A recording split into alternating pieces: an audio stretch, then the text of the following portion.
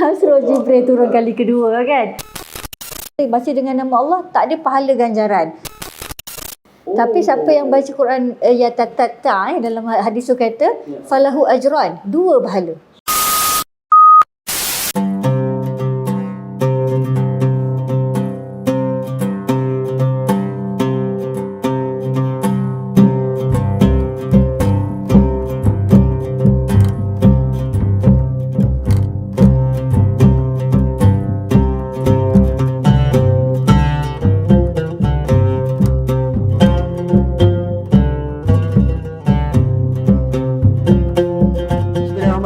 Assalamualaikum warahmatullahi wabarakatuh. Bertemu kita semula dalam podcast Dr. Rocket. Dah kenapa Ramadan kita tak khatam Al-Quran di bulan Ramadan? Dan inilah isu yang kita sama-sama kita kupas dan kita bincangkan bersama dengan Ustazah Salawati, tetamu undangan kita, untuk sama-sama kita rungkai apa sebenarnya punca, dan kita dah tahu tadi punca faktor dalaman dan luaran. Dan insya-Allah seterusnya Ustazah, kalau kita tadi sama-sama kita berbincang berkaitan dan berkongsi kisah pelakon Hollywood iaitu Will Smith, yang maklumkan pada bulan Ramadan Karim beliau membaca terjemahan Al-Quran daripada kulit ke kulit. Dan saya terdetik soalan, bagaimana kalau kita membuat perkara yang sama sehinggalah tamat, adakah itu dikira baca Al-Quran Ustazah? Apa pandangan Ustazah berkaitan dengan perkara ni? Okey, soalan yang memang tak ada dan tak menarik kan. Sebenarnya menarik pada kali ini sebab memang dalam Quran kita nak bincangkan. Membaca Quran ini kalau ikut Nabi SAW bersabda kan, baca Quran ini dia akan memberikan ganjaran kan. Setiap satu huruf itu sebagai satu kebaikan. Satu huruf satu kebaikan. Likulli harfun itu ada dia punya kebaikan. Jadi kalau kita ambil daripada fahaman hadis ini ialah baca Quran itu memang kena baca dia punya perkataan-perkataan, kalimah-kalimah yang dalam Al-Quran itu. Maka terkeluarlah membaca Quran itu dengan bermaksud membaca terjemahan Al-Quran itu. So mudahnya taklah dikira khatam Quran kerana membaca terjemahan, kerana pahala dapat baca Quran kerana menyebut perkataan tu. Macam kita sebut Bismillahirrahmanirrahim. So kita sebutlah bukan dengan nama Allah. Bila kita baca dengan nama Allah tak ada pahala ganjaran. Kerana Nabi SAW kata kita baca huruf Quran tu, ba tu ada satu ganjaran. 10 sebenarnya. Likul itu 10 ganjaran. So ba 10, sin 10. Baca Alhamdulillahi Rabbil Alamin. Itu dia punya ganjaran kita baca sebut dengan lafaz asal, dengan perkataan asal daripada Al-Quran. So kesimpulannya, definisi khatam Al-Quran adalah membaca Al-Quran dalam bahasa Arab ataupun Al-Quran itu sendiri. Dan sebenarnya perkara ini kita kena rebut. Walaupun kita tidak pandai baca Quran, kita merangkak-rangkak, sebab seperti yang dikongsikan oleh Ustazah, satu huruf menyamai 10 kebaikan. Bayangkan.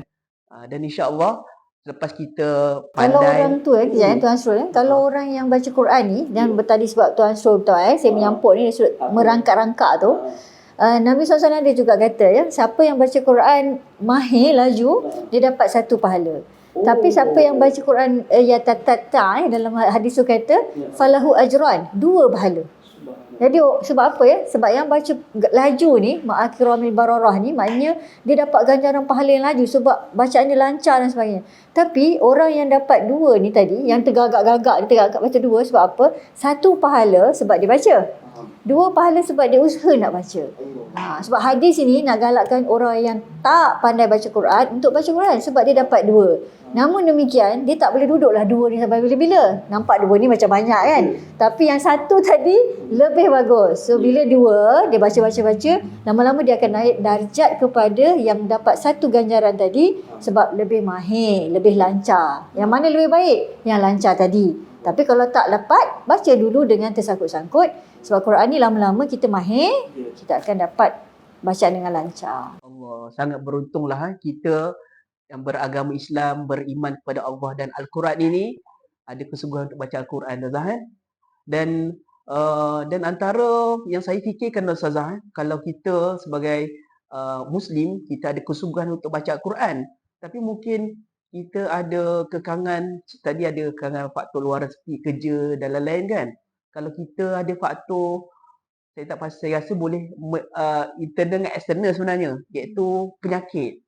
Contohnya kalau kita uzur ataupun terutama di kalangan wanita yang hampir setiap bulan mereka perlu lalui proses haid sebagai contoh kan.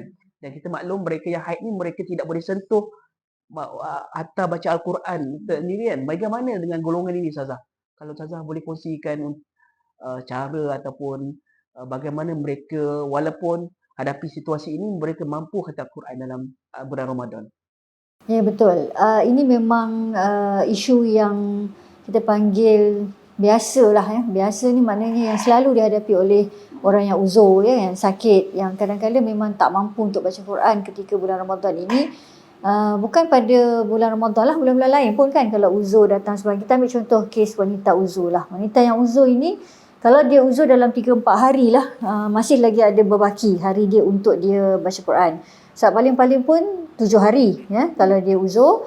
Kalau dia masuk kepada hari tempoh haid dia 14 hari, 15 hari, selepas itu dikira sebagai istihadhah. So katalah maksimum lah dia period tu 15 hari. So berbaki pada dia 15 hari lagi. Tak tolak hari gantung langsir kan. Hari kan kalau 29 nak buat ketupat, nak pergi jekyll kan, nak sebut pula jenama kan kat sini, nak pergi shopping. Jadi kadang-kadang saya rasa pengalaman saya sendirilah ya, tak payah cakap orang lah, kita pun period kan, wanita period dan sebagainya. Struggle tu memang ada, tetapi kita sudah plan. Kita dalam satu hari kita boleh, katalah kita punya head tu akan datang pada 10-11 Ramadan. Kita boleh agak kan. So hingga 1 hingga 10 Ramadan itu kita sudah double up. Sekiranya kalau kita satu hari, sebulan nak khatam kan, kita kena sekurang-kurangnya satu hari baca 20 muka surat. Ya, 20 muka surat. So 20 muka surat tu kita dah tahulah, kita bagi 5 waktu. Setiap kali waktu 4 muka surat, 4 muka surat kan yang orang kata kan. Setiap kali subuh 4 muka surat, 4 muka surat ni dapatlah 20 muka surat. So kalau 20 muka surat 30 hari dapatlah 600 muka surat, boleh khatam. So kalau kita dah baca dalam 10 hari itu, kita tahu kita akan haid dalam 7 hari, maka hari yang pertama yang kita sepatutnya 4 muka surat itu, kita dah double up kepada 8 muka surat. 8 muka surat. Bagaimana nak dapat 8 muka surat? Itu tuan-tuan dan puan-puan, susunlah waktu yang bersesuaian dengan waktu kerja, waktu keluarga. Kerana waktu kita berbeza-beza tuan-tuan dan puan, tak sama. Kalau saya bekerja tak sama. Kalau anak kita, ada orang anak 7-8 boleh khatam. Ada anak orang seorang tak boleh khatam. Yang ni sangat subjektif Tuan Syul. Kalau saya nak buat matematik kira-kira kat sini, dengan fixnya kan agak berapa juta rakyat Malaysia. Kalau Tuan Syul tahu, kalau wanita dia datang haid ni, nak datang isu masalah haid, nak datang jumpa saya ni, nak konsult, dia bukan boleh konsult secara jamaah macam tu ya. Macam tesis kan, penyakit tesis ni kena datang seorang-seorang kan. Jadi saya ni sampai kena buka kalender kuda lah. Kalender kuda tu buka. Okey. Kena kunci one-on-one. Sebab dia punya formula tu memang ada 7, 14, lepas tu ada colour warna apa dan sebagainya. So kadang colour darah haid ni pun berbeza-beza dan sebagainya. So mudahnya kita kata, kalau kita dah target tu kita biasa haid 15 hari. So kita dah tahu kita hanya ada 15 hari. 15 hari tu puan-puan bahagikan dengan 604 muka surat. Okey, 604 muka surat, bahagikan pula satu hari tu nanti dapat berapa muka surat, bahagikan dengan 5 waktu solat. Kalau tak, kalau memang orang cakap 5 waktu solat ni sangat ideal saya rasa, sangat sesuai. Sebab mana-mana majikan, waktu solat dia mesti kena berhenti. Sekurang-kurangnya kita solat dekat pejabat, Zuhur dengan Asar. So kalau Zuhur tu dapat rehat sejam, ya, sejam tu tuan-tuan puan-puan kalau 11 bulan punya marathon kita baca, tuan-tuan puan-puan mesti dah boleh set sejam tu berapa muka surat saya dapat dengan bacaan yang betul. Ya, kalau biasalah saya kalau setengah jam tu saya rasa adalah muka surat yang saya baca tu, saya boleh tahu dah momentum saya. Sebab kadang-kadang tu adalah waktu yang kita semput kan, macam kita jogging marathon kita semput. Jadi kita kenalah ada rest ke macam mana dan sebagainya untuk kita tahu yang mungkin hari itu terlebih makan berminyak. Itu semua sangat subjektif dan sangat taktikal lah kita panggil ya. Ada taktikal bahagian untuk kita susun dengan baik. Allah Akbar. Dan kesimpulannya, kita kena double up. Kalau kita hadapi situasi, contohnya wanita haid, dan apabila kita ada hal-hal lain, contoh menyoping, tempat tu kena triple 4 kali ganda lah. Saya setuju yang tu. Saya suka sangat. Kan? Kalau kita dah shopping hari tu, so ataupun yelah sama ada kita nak qada atau kita nak buat awal. Saya suka buat awal, saya tak suka qada. Sebab kalau kita qada, kita tak tahu what happen kat masa depan kan. So esok kita nak shopping. So hari ni sepatutnya kita 20 muka surat. Besok kita rasa macam okey, waktu Zohor kita dah terlajak ke apa dan sebagainya kan, dekat Sogo ya, dekat Sogo lah, dekat Wak Utama ke kat mana. Jadi kalau patutnya waktu Zuhur tu kita 4 muka surat, dah kita kena 8 lah muka surat. Atau subuh tu kan, subuh tu kita dah 10 muka surat terus. Kalau nak lagi cantik lah, ni pandangan saya lah. Okey, sebelum kita masuk mall tu kita baca dulu. Okey, okey. Nak baca 10 muka surat dululah sebelum masuk mall. Tu adalah depan 10 muka surat, reward kita menyoping sebagai contoh. Kalau tak boleh tak payah pergi. Kalau itu namanya punishment ya. Okey, dan itu sebenarnya adalah tips dan strategi yang dikongsikan oleh Ustazah Salawati yang sangat-sangat mahal sebenarnya. Dan insya-Allah kita catatkan dan kita kongsikan pada yang lain. Dan kalau anda rasakan siri podcast kali ni best dah. Wow, amazing lah berkaitan dengan bagaimana kita nak khatam Al-Quran. Saya mohon untuk anda boleh follow Dr. Rocket di YouTube, kemudian boleh kongsikan di semua platform media untuk sama-sama mereka di luar sana juga beroleh kebaikan asbab mendengar dan melihat kongsian kita pada hari ini. Dan insya-Allah Ustazah seterusnya, kalau kita dah tahu dah punca, kita dah tahu dah faktor-faktor penyebab kita gagal untuk khatam dalam Al-Quran, dan kita juga dengar kisah-kisah di Malaysia, di luar negara, bagaimana mereka cara dakwah mereka terhadap Quran ini kan. Dan mungkin Ustazah boleh kongsikan kepada penonton dan kita semua, apakah tips-tips lain yang boleh Ustazah kongsikan kepada kami semua untuk kita khatam Al-Quran pada bulan Ramadan ini. Okey, untuk menjawab persoalan tu, mungkin saya boleh kongsikan buku ni lah yang ditulis oleh Dr. Khairul ya, tentang Ramadan transform kita ni ya. Dan bila saya belik buku ni, memang Dr. Khairul ada beritahu ya pada bab 4 dengan bab 5 ni tentang untuk urus disiplin dengan betul. Antara tips yang kita boleh capai di sini ialah urus disiplin dengan betul. Dan dalam usul disiplin ni dia kata dalam 30 hari itulah dia kata kita sudah ada target ya, dalam muka surat 23 ni sini dia kata bila kita disiplin untuk membaca Quran, kita dah target dah baca Quran selama 1 jam untuk 1 juzuk, dan tempoh 8 jam sudah dapat 8 juzuk. Bermakna sudah disiplin dalam tempoh masa kita ini. So perkataannya di sini ialah disiplin. Yang disiplin macam tadi lah, kalau kita kata kita nak masuk mall ke nak masuk apa tu, kita dah ada disiplin waktu dan kita sudah ada dia punya perancangan yang strategik untuk kita mencapai tahap khatam Quran ini.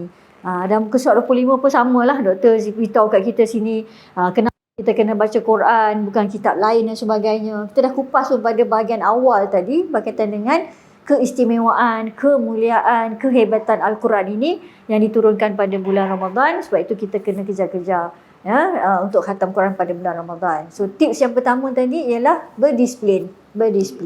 Namun kalau kita rujuk kepada satu kitab ya, Dr. Salah Abdul Fattah Khalidi yang menulis kitab Mafatih Ta'amul Ma'al Quran ya, kunci-kunci untuk berinteraksi dengan Quran. Kalau Quran ni ya, 3 buku ni lah tadi, Risau Qadawi, Kaifa Nata'amal Ma'al Quran, bagaimana berinteraksi dengan Quran. Dan kitab yang Tuan Ashur cakap tadi, Imam Nawawi, At-Tibyan fi Adab Halmatil Quran. Tibyan ni cara-cara kita memegang ataupun membawa Al-Quran. Kemudian yang ketiga, Mafatih Ta'amul Ma'al Quran. Dr. Salah Khalidi ni kunci-kunci untuk kita berinteraksi dengan Quran. Dalam kitab beliau ini ya, Dr. Salah Khalidi memberikan 3 amalan yang kita boleh amalkan untuk kita dapat membaca Quran dengan konsisten, seterusnya membawa kita kepada dapat khatam dengan Quran dengan baik. Kerana Ustazah, saya selalu kalau cakap dah kenapa tak khatam, Saya selalu akan cakap, awak buat apa 11 bulan tu? Awak buat apa 11 bulan? Sebab apa yang nak dikatakan oleh Dr. Salah ni ialah berkaitan dengan 11 bulan sebelum Ramadan. Ya, iaitu amalan-amalan yang kita lakukan supaya kita boleh dapatkan momentum, disiplin, strategi tadi sebab kita dah plan lebih awal. Ya. Macam katakanlah, saya selalu bagi analogi nak maraton. Orang nak maraton mesti dia faham. Dia tak terus-terus maraton 20 km. Kan? Untuk jadi finisher dia tak ada. Dia mesti akan 10 km, 5 km, 10 km. Sama macam orang naik apa? Bukit kan? Naik gunung. Dia tak adalah pergi terus Everest. Betul. Dia tak ada. Dia pergi Pengsan juga tu. kan? Memang pengsan memang hilang terus kat atas tu, tak turun dah Hilang kolu nyawa kan. Tak ada. So kita baca Quran pun, tuan-tuan perempuan kan, ya, pendengar semua, kita baca Quran pun bukanlah terus-terus kita pandai pun. Tuan Syul tak ada kan? Terus je baca. Alhamdulillah terus baca Baqarah terus laju. Mukjizat. Kan mukjizat kan. Jibril turun dekat Tuan Syul, Jibril turun kali kedua kan. Jadi mula dengan Iqra. Iqra pun tuan-tuan perempuan ada 6 Iqra kalau kita baca. Kalau yang baca Muqaddam tu saya tak nak sebut lah. Nanti nampak sangat saya ni dah tua kan kalau baca Muqaddam. Jadi saya ambil Iqra. Iqra 1 dulu, Iqra 2, Iqra 3 sampailah masuk Quran. Ada setengah Quran pun mula dengan juzuk amma dulu dan sebagainya. So kita kalau ikutkan panduan daripada Dr. Salah ini, yang dia kata ada 3 amalan. Yang pertama ialah tilawah. Ya, tilawah. So dapatkan khatam Quran ini kita kena mahir tilawah. Sebab khatam Quran ini dia berkaitan dengan membaca. Tilawah ni apa? Tilawah ni ialah membaca Al-Quran. So baca Quran dulu. Ya, macam kadang-kadang ada setengah-setengah surah yang kita susah nak baca. Ya, kadang surah An-Nisa, ya, surah An-Nur, perkataannya wala yubayyinakum wala numatikan. Kalau kita baca tu kadang-kadang 2-3 kali ulang. Manalah hurufnya apa semua kan. Ya, kadang-kadang saya pun kadang-kadang lama juga kan satu ayat ni kita ikut kan. Kadang kita tak puas tau. Saya ni baca 3 kitab ni, saya faham sangat. Baca Quran ni pun tak boleh nak laju-laju ni kalau kita nak khatam betul kita sebab tak tadabbur. Tapi ada ketikanya Tuan Asrul kita hilang fokus baca. Jadi kalau ikut nasihat ulama ni, Imam Syafi'i dan sebagainya, dia suruh kita ulang balik ayat tu. Ulang balik. Sebab dia lah menjadikan satu kita kelalaian dan syaitan sebenarnya sedang disuruh kita isti'azah balik. Katalah kita terleka dalam setengah muka surat, kita dah tak nampak dah apa kita baca sebab mulut kita baca ni. Tapi otak kita, hati kita dah hilang ke tempat lain. Dah dekat Sogo dah. Dekat Sogo dah. Jadi dah tak boleh dah. Ya? Dah pilih baju dah. Semalam suami saya duduk pilih baju Ashraf. Sukalah saya walaupun baju dia. Jadi saya kata, suami saya dah upgrade sikit baju tahun ni kan. Dah tak pergilah kedai-kedai lain tu. Jadi saya gembira di hati. Jadi saya kata, jadi kita dah hilang punca. Ada setengah ayat tu pula, kita baca 2-3 kali tak puas. Kita ulang sebab kita tak dapat baca, tak dapat faham. Tapi kadang-kadang bila kita dalam bulan Ramadan ni mungkin kita nak kena cepat sikit lah, kita kena laju. Tapi kalau saya ni, ada ketika macam tu, saya tak kisahlah kan, saya ulang lah juga 2-3 kali. Sebab tak dapat lagi apa dia punya maksud ayat dan sebagainya. So, amalan pertama tadi tilawah. So, mahirkan dalam 11 bulan ni, tuan-tuan perempuan, untuk kita tilawah. Janganlah kata bulan Ramadan ni madrasatul Quran. Bila masuk Syawal, selamat hari raya semua, hilang dah Quran. Yang kedua ialah tikrar. Tikrar ni, kita kalau saya kata 3 T lah yang dibawa oleh Dr. Salah ni ada 3 T. T pertama tilawah, T kedua tikrar. Apa maksud tikrar? Tikrar ni ialah mengulang-ulang. Yang dimasukkan mengulang ialah kalau kita baca kitab ni, dia suruh kita menghafaz sebenarnya. Cuba menghafaz Al-Quran sebab bila kita menghafaz Quran, kita akan mengulang sentiasa. Dan ada dia punya kena baca lebih lah cerita ni, kena panggil orang hafiz pula datang cerita ni tentang kehebatan menghafaz Quran ini menyebabkan otak kita ni sentiasa ingat balik. Sebab kalau baca Quran ni, kalau ikut cara menghafaz yang mudah lah saya bagi kat sini, satu ayat tu kena ulang 10 kali sekurang-kurangnya. Ikut kepada orang 10 kali, baru masuk ayat kedua, baca ayat kedua 10 kali, ulang balik ayat 1 10 kali, dua ayat kedua 10 kali, masuk ayat ketiga. Bagi contoh tu kan, contoh kenapa kita mahir baca Al-Fatihah? Ya. Sebab Al-Fatihah hampir setiap solat kita baca, betul? Bijak Dan ini lah. antara surah yang wajib. Ya, Maksudlah betul. kita baru yang mu'alaf masuk Islam pun cepat hafal sebab kita sentiasa mengulang. Ulang. Memang mengulang. Ya, kalau kita baca kan surah Al-Mulk lah, kita baca setiap malam. Tak hafal pun. Tapi sebab kita mengulang setiap malam, so dia laju. So bayangkan kalau dalam 11 bulan itu, kita mengulang Quran sebulan sekali, sebulan. So masyilah. So tiba-tiba marah. Dah kenapa? Tiba-tiba Ustazah emosi kan. Dah kenapa saya marah? Tak lah kan. Ni bila bulan Ramadan je Ustazah ni jadi letih. Jadi macam ya Allah, time ni lah kan. Okey, yang ketiga ialah tadabbur. So tilawah, tikrah, tadabbur. Tadabbur ni maksudnya ialah kita memahami ayat itu dengan keperluan kita sendiri, kemampuan kita sendiri. Sepanjang bulan-bulan yang lain ini, sebab dalam bulan Ramadan memang kalau ulama kata tidak ada keperluan tadabbur ketika kita membaca Quran dalam bulan Ramadan. Sebab fokus kita ialah target kita ialah nak khatam. Tapi dalam bulan-bulan lain kita kena tadabbur. Kalau kita baca ayat kan, tabarakallazi biyadihil mulku wa huwa ala kulli syai'in qadir. So kita kena baca Maha Suci Allah, tengok maksud dia, dapat sampai maksud. Masuk ayat kedua baca, kemudian kita tengok maksud dia, bagi tadabbur. So bila dalam bulan Ramadan kita baca, ayat tu dah apa kita panggil bahasa Arabnya masyi ni, maknanya dah mahir dah, kita dah tahu dah. Kita baca surah, katakan surah Yasin tu kan. Sebab apa kita dah boleh tahu dah cerita apa dalam surah Yasin. Ashabul Qaryah ni datang. Surah Kahfi pun yang sekarang kita baca setiap malam Khamis, malam Jumaat. Bagus dah. Dekat Malaysia ni bila orang duk viral-viral kata Yasin ni tak adalah pandangan dan sebagainya, lebih baca Kahfi, dah orang dah baca Kahfi pun sekarang ni kan. So bila kita baca tu, sekurang-kurangnya kita dah faham, dah tadabbur, maka dia akan lebih cepat lancar kita baca dan lebih cepat kita boleh khatam kerana kita sudah pun ada persiapan lebih awal. So keyword sekarang ni persiapan lebih awal lah. Daripada awal bincang tadi. Kan? InsyaAllah. Allahu Akbar.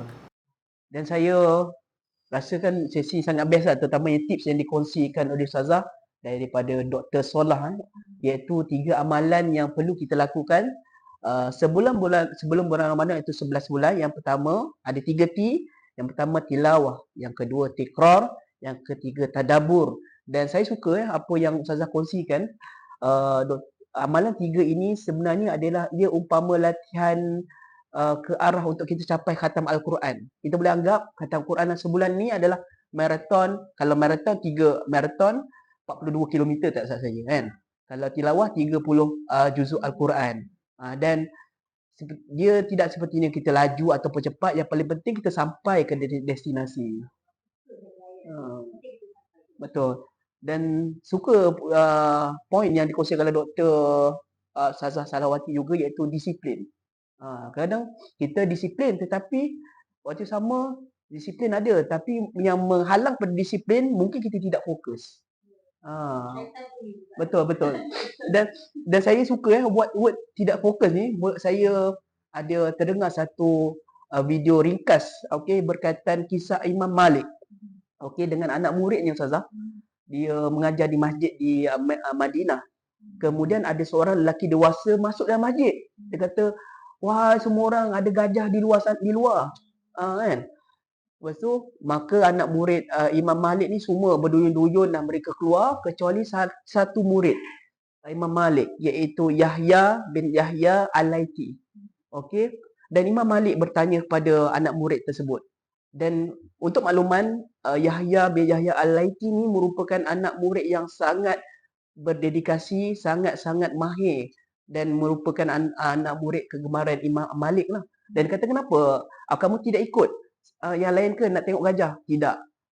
Kenapa kamu tak nak ikut? Adakah kamu pernah lihat gajah sebelum ini? Beliau kata, saya tidak pernah lihat.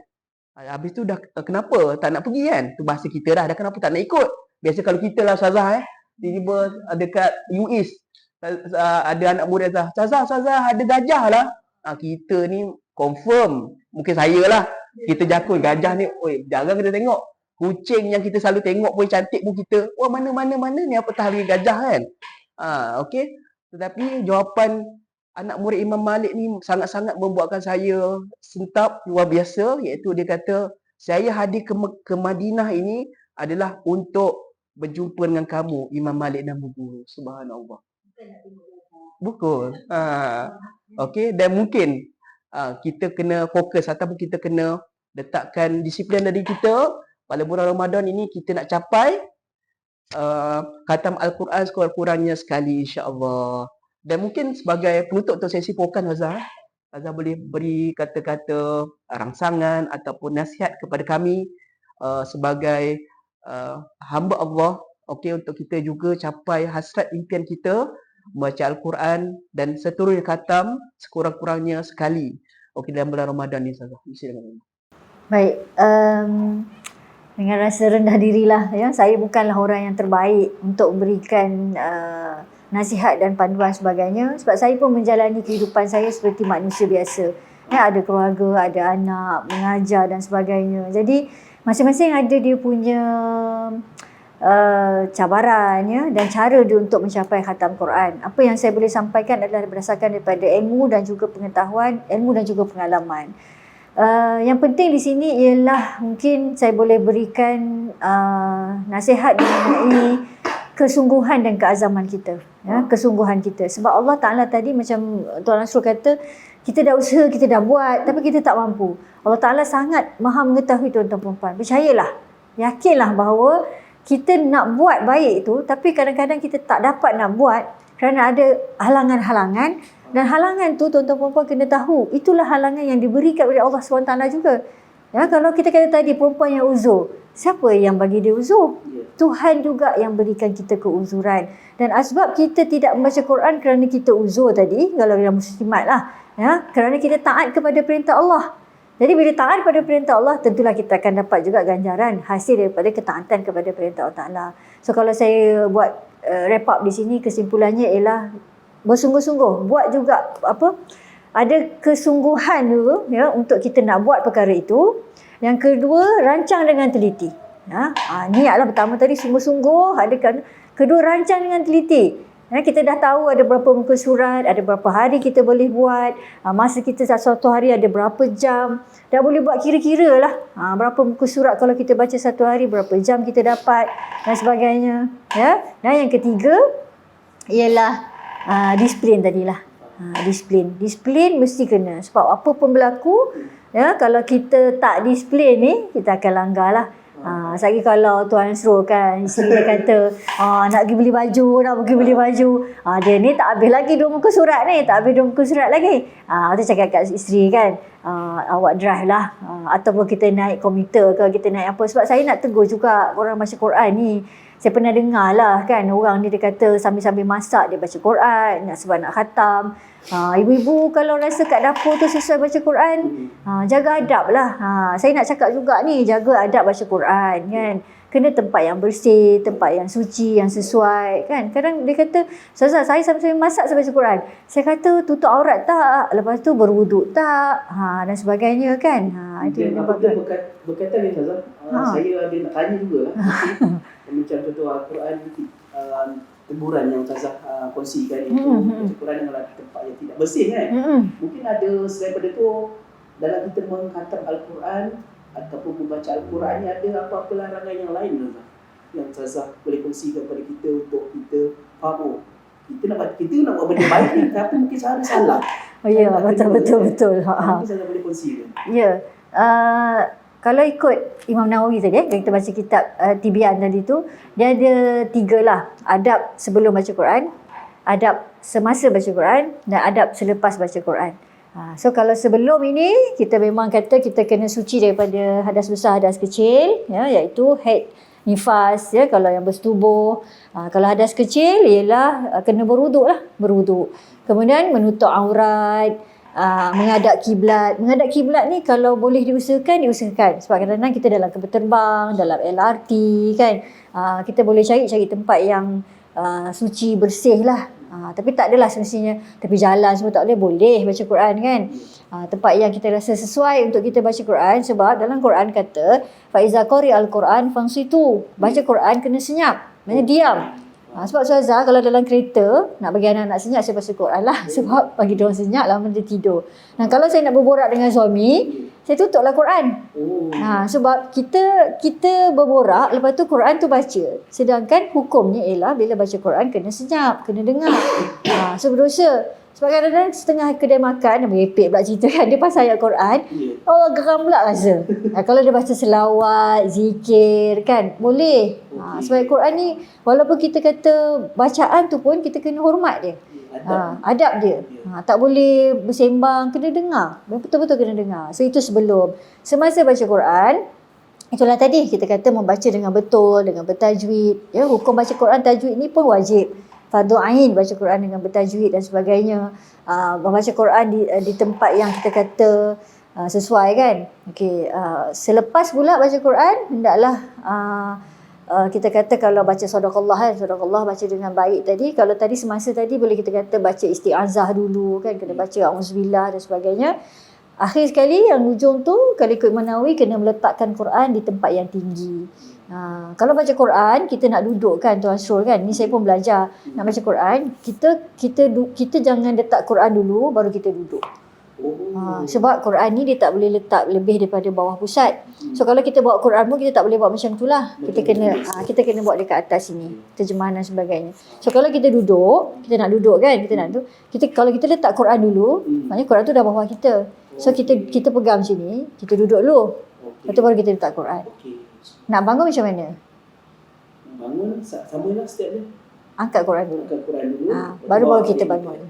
Sebab kalau kita bangun dulu, kan kalau kita surah Al-Azim kita pun bangun, so Quran tu dah duduk bawah. Ini semua saya belajar daripada ustaz daripada Turki ni lah. Dia mengajar bahawa itu adab kita untuk baca Quran. So kalau dalam bulan Ramadan ni kita nak kejar khatam, tadi dekat luar mall kan, nak baca Quran boleh, tak ada masalah.